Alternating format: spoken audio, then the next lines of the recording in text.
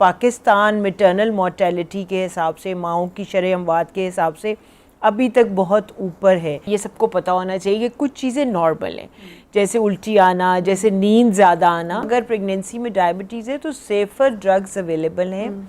Insulin के अलावा गोलियां भी खाई जा सकती हैं जिनसे आपका शुगर लेवल कंट्रोल होगा। अच्छा, अब एक मिसकैरेज हो जाए तो जनरली 80 to 90% चांस होता है कि दूसरी प्रेगनेंसी बिल्कुल ठीक हो जाएगी। अस्सलाम वालेकुम and very good morning doctor साहिबा, कैसी हैं आप? Very good morning, thank you very much. Doctor साहिबा, 9 मंथ्स की जर्नी, जो पहली बार बच्चियाँ माएँ बनती हैं उनके लिए बहुत कुछ नया होता है, तो ये जर्नी इतनी आसान नहीं होती है। फिर हमारे यहाँ जिस तरह से मैंने भी जिक्र किया कि बहुत सारी जो मिथ्स हैं हम उन पर ज़्यादा बिलीव कर रहे होते हैं, डॉक्टर की बात से भी ज़्यादा।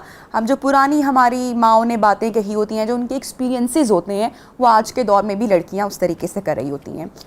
आपके एक्सपीरियंस में, आपकी ऑब्जर्वेशन में, अगर हम पाकिस्तान की अपनी सोसाइटी की बात करें, देही इलाके, शहरी इलाके, सबसे ज़्यादा मोस्ट कॉमन कौन सा प्रॉब्लम है, कौन सा मसला पेचीदगी है जिसका एक खातून को सामना करना पड़ता है during pregnancy? Thank you very much नबिया। ये एक आपने बहुत अच्छा टॉपिक चुना है, क्योंकि ज़ाहिर है माँ बनना एक फ़ितरी अमल है जिसके लिए हम लोग मतलब सारे लोग गेयर्ड हैं उसकी तरफ, और कोई भी नहीं सोचता कि माँ बनना एक नेचुरल लगता है ना सबको, तो लगता नहीं है कि इससे पेचीदगी कोई हो सकती है। लेकिन पाकिस्तान मैटरनल मोर्टेलिटी के हिसाब से, माओं की शरह अमवात के हिसाब से अभी तक बहुत ऊपर है हमारे रिलेटिवली दुनिया भर के मुल्कों पे। यानी कि अगर आप यूके में देखें तो मतलब लाख में से कोई 7-8 माएँ फौत होती होंगी, और कोई नहीं चाहता ना कि डिलीवरी हो रही है और माँ फौत हो जाए। पाकिस्तान में उसकी रेशो अभी भी 178 per 100,000 है। It is despite the fact कि कुछ कम हुआ है, बहुत सारी एफर्ट्स हुई हैं, but still a long way to go. पहले तो मैं बात करूंगी कि बेसिकली माओं को क्या क्या इसके डिफरेंट फेजेस हैं। शुरू का फेज़ है ना, पहले 3 महीने वाला, जिसमें आपकी उल्टियाँ आना, नौजिया, फूड एवर्जन्स, कुछ अच्छा लगता है, कुछ नहीं लगता, बहुत चीज़ों को दिल चाहता है जो कि आप सोचते हैं कि ये कोई न्यूट्रिशियस वैल्यू ही नहीं है उनकी, जैसे चटपटी चीज़ें, ऊटपटांग चीज़ें। बाज़ लोगों का मिट्टी खाने को दिल चाहता है, बाज़ लोग कच्चे चावल खाने को दिल चाहता है। तो that is a normal food aversions जो बॉडी में होती हैं। और कुछ चीज़ें बिल्कुल हेल्दी न्यूट्रिशियस, जैसे दूध पीने को दिल नहीं हद तक करता लड़कियों का, बहुत सारी चीज़ें उनका पसंद ही नहीं आता कि वो खाएं और अच्छे लगें, ठीक है। तीसरी जो मिथ है हमारे यहाँ, वो जो आपने कही अम्मियों की, गर्म सर्द वाली बहुत है, हाँ, है ना, अंडा नहीं खाना, मछली नहीं खानी, हाँ, वो बहुत प्रिवेलेंट है, और वो सिर्फ हमारे इंडो पाक सब कॉन्टिनेंट में ही है। अगर आप सऊदी अरब में देखें तो खजूरें वो इस तरह खाते हैं, ऑलिव्स वो इतना खाती हैं, डेली खवातीन उनकी खाती हैं, और दे बिलीव इन इट के वो बहुत हेल्दी हैं। तो ये मिथ्स जो है ना, इनका मतलब हम बता सकते हैं, लेकिन कई दफ़ा बड़ी मुश्किल होता है बड़ों को कन्विंस करना। तो लेकिन ये कि ये सबको पता होना चाहिए कि कुछ चीज़ें नॉर्मल हैं, जैसे उल्टी आना, जैसे नींद ज़्यादा आना। तो रेस्ट इसलिए नींद ज़्यादा आती है कि अल्लाह ताला चाहता है कि लड़की रेस्ट करे, और थोड़ा सा अपने मेंटल, फिज़िकल, उसके वीकनेस, ब्लड प्रेशर लो होना, चक्कर आना, ये सब नॉर्मल बातें हैं। उनके साथ ना लाइफस्टाइल मॉडिफिकेशन मैं बताती हूँ कि आपको ज़रूर करना चाहिए। जैसे अगर आप 2-2, 3-3 घंटे बाद स्मॉल फ्रीक्वेंट मील्स लेना शुरू करें शुरू में, तो वो हेल्प करता है आपको, बजाय कि बड़ा खाना, यानी 3 टाइम का खाना नहीं डाइजेस्ट होता, यहीं बैठा रहता है। छोटे छोटे मील हर 2-3 घंटे बाद खाएं, और कोशिश करें कि जो पसंद है वो खाएं, वो डाइजेस्ट हो जाता है। फर्स्ट 3 मंथ से बच्चा बिल्कुल ग्रो नहीं करता, बहुत छोटा सा बेबी होता है। हमारे यहाँ प्यार का एक तरीका है, सब पूछते हैं कि खा लिया बेटे, ये खा लें, वो खा लें। This is one way of loving. उसमें इरिटेट नहीं होना, क्योंकि दिल आपका चाह नहीं रहा होता, और आपको होता है कि जी सारी अम्मियाँ और हर बंदा मुझे यही बातें कर रहा है, खाओ, ये करो, और लड़कियों का होता है कि हमने नहीं खाना। तो ये मतलब प्यार का तरीका है उनके, और ज़ाहिर है वो उनको भी अंडरस्टैंड करना चाहिए कि बहुत ज़्यादा खाया नहीं जाएगा।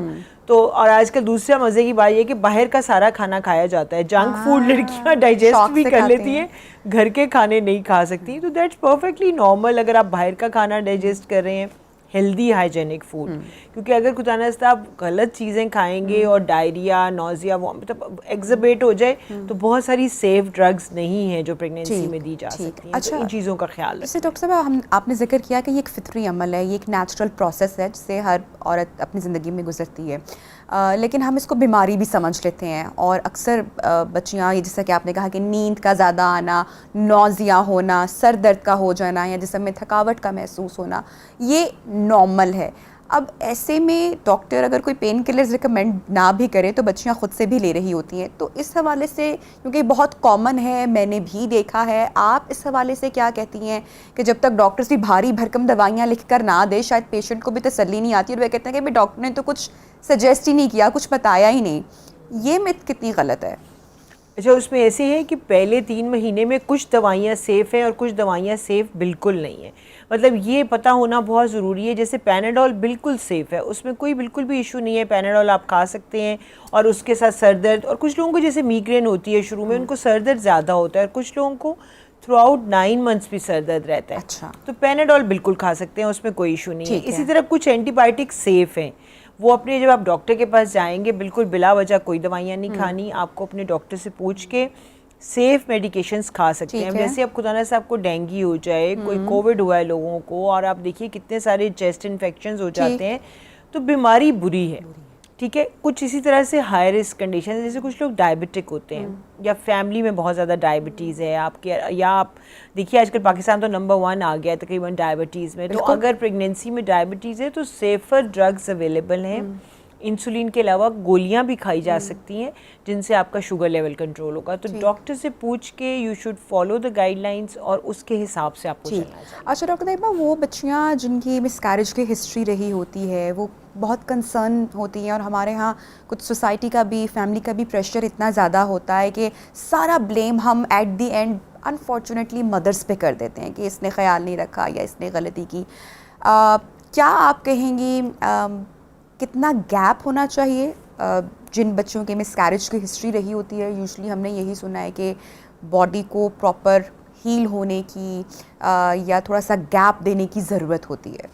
अच्छा, उसमें ऐसे है कि मिसकैरेज एक ऐसी चीज़ है जो कि कुछ नॉर्मेलिटी भी दुनिया भर में जो उसकी परसेंटेज है ना 15% है। 15 का मतलब है कि इट्स अ नॉर्मल परसेंटेज, ठीक है, कुछ अब नॉर्मल नहीं है। पहले ऐसे होता था कि 3-4 बच्चे हुए, 2-3 मिसकैरेजेस हुई, दिन ऊपर हुए, इतने लोग बॉदर नहीं करते थे। लेकिन अब चूँकि ज़रा सबने लिमिट कर दी है, फैमिली हम थोड़े बच्चे चाहते हैं, तो ऑब्वियसली हर बच्चे के लिए कंसर्न भी होता है। और जाहिर है जब आप माँ बन जाएँ तो एक पॉजिटिवली खुशी सारे घर में, और अगर खुदा न खास्ता उसका मिसकैरेज हो तो it's an upsetting event, obvious सी बात है।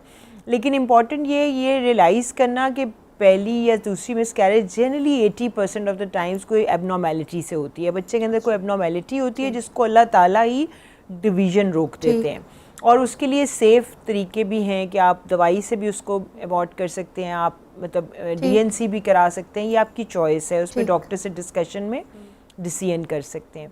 अच्छा, अब एक मिसकैरेज हो जाए तो जनरली 80 to 90% चांस होता है कि दूसरी प्रेगनेंसी बिल्कुल ठीक हो जाएगी। तो इसके लिए वरी नहीं करना है, क्योंकि पेरेंट्स बहुत वरी करती हैं लड़कियां कि अब एक ठीक, ज़ाहिर एक नेचुरल रिस्पॉन्स है कि जी अगर मैं पहली दफ़ा हो गया, अब दूसरी दफ़ा पता नहीं ठीक होगा कि नहीं, और स्पेशली अगर फर्स्ट प्रेगनेंसी ऐसे हो जाए तो बहुत ही इमोशनली ट्रॉमेटिक होता है लोगों के लिए। लेकिन फिर मैं समझाती हूँ कि देखिए अगर हो गई है, अल्लाह ताला की मर्ज़ी समझ के उसका कबूल करें।